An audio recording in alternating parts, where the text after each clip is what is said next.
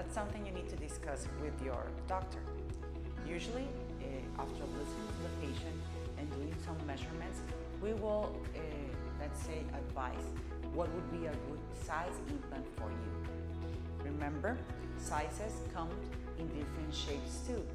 That means that sometimes we have a 350 cc's breast implant and we think they are all the same because they are 350 cc's. And guess what? No, because the shape can be different. So the number of cc's can be the same, but the shape can be really different and then can impact the final contour of your breast. So that's why it's important to discuss it with your doctor. Another thing important is the shape of the implant. Again, 300, we can have two round implants, 350 cc's, but one can be more roundy and one can be more flat, and that will impact the final shape. And also, we can have round and anatomical ones. Some days ago or years ago, we believed that the anatomical were more natural. But anatomical implants need to be texturized. Why?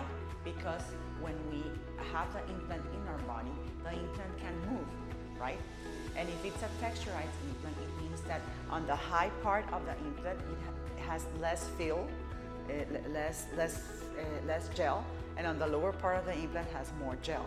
So it's asymmetrical, it comes like that. So if the implant turns, guess what? The breast will not look nice. And usually, smooth implants can move more than a texturized implants. But today, we are less and less using texturized implants because of a special condition that I will talk about a little bit later on. So, the round implants can also come smooth or texturized, but the round implants, if you move and the implant moves a little bit, it's round, so it will not be deformated. It will keep the shape of the breast, okay? So now we know, not all the same number of cc's of gel are the same because they depend on the shape of the implant. Two round implants can be very different in shape, although they both have 350 cc's. Second thing, we know that we have round implants and shaped or anatomical implants and why we should use it and we should not use it. Also, we have smooth and texturized implants. That's the final cover of the implant. Usually today, as I said, we have a special condition for that texturized implants, that is a disease that is called anaplastic lymphoma giant cell disease, and ALCL. And what is that? That is that there's a type of lymphoma that is formed on the scarring tissue that surrounds the implant. That is called the capsule. And it has been seen that it has a higher risk in patients that have certain types of texturization on the outshell of the implant. And that's why today we use less and less texture and more smooth. Another thing that it's important to have in breast implants, or to know in breast implants, is that some implants can be filled with gel and others can be filled with water or saline solution. And that can be a little bit different.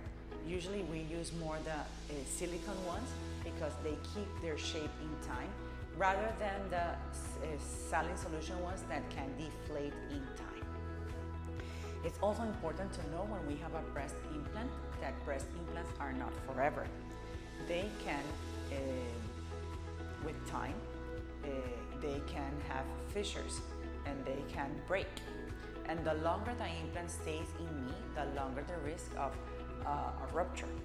So that's why the FDA recommends that the breast implant stays in me 10 to 15 years and then it should be changed. So if you're doing a breast implant surgery, you need to know that you will have more than one surgery in your life. All of this and much more we can discuss during your appointment. So if you're thinking on enhancing your breast, on enlarging your breast, go ahead and ask for an appointment and we will be more than happy to answer all your questions.